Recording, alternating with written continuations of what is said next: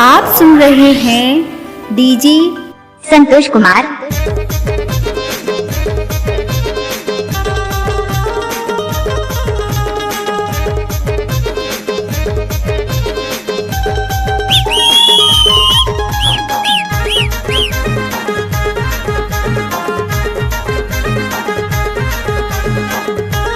आगे आगे पिकअप आगे।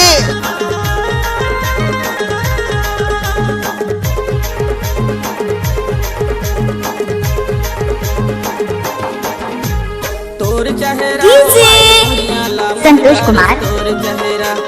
तोर चेहरा ओ बाई दुनिया ला मोहडारिस तोर चेहरा ओ बाई तोर चेहरा ओ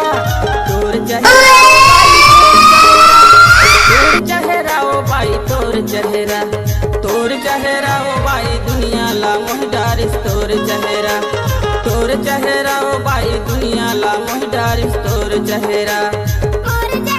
कहाँ से ढूंढ कर लाते हो तुम ये सब? संतोष कुमार।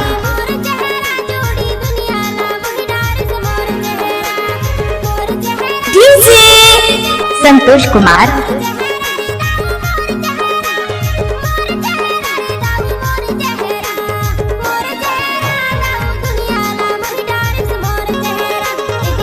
क्या रे?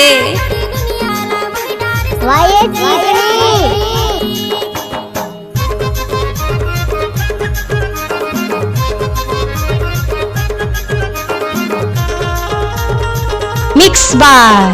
अरे हटा, चल अपना बजा।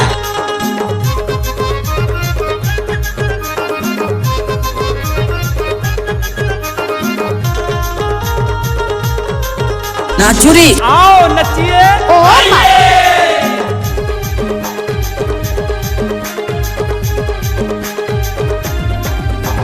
आँखी के कारी कारी मुँह के तोर लाली लाली 16 के उम्र तोर अबे हवस वाली तोर नखेरा वो बाई आओ नचिए डारिस तोर नखेरा।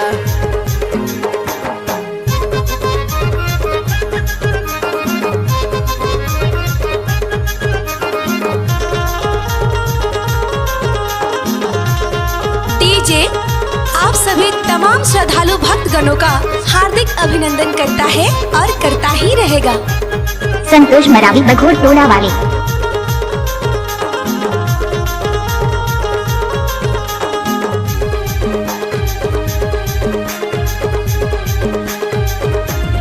क्या बात है?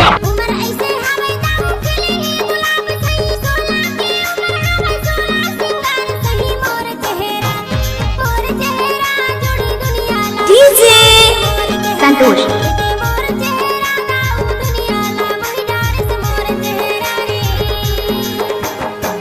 डीजे संतोष मरावी बघोर टोला वाले।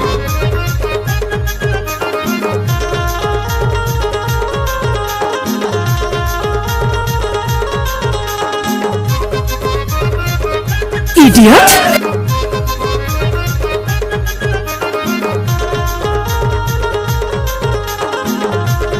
ओए पूजा, थोड़ा मुस्कुरा दे यार।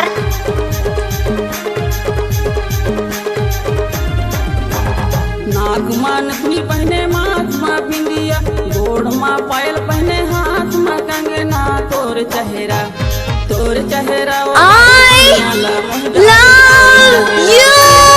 नखेरा बाई दुनिया ला मोहडारिस तोर नखेरा तोर चेहरा दुनिया ला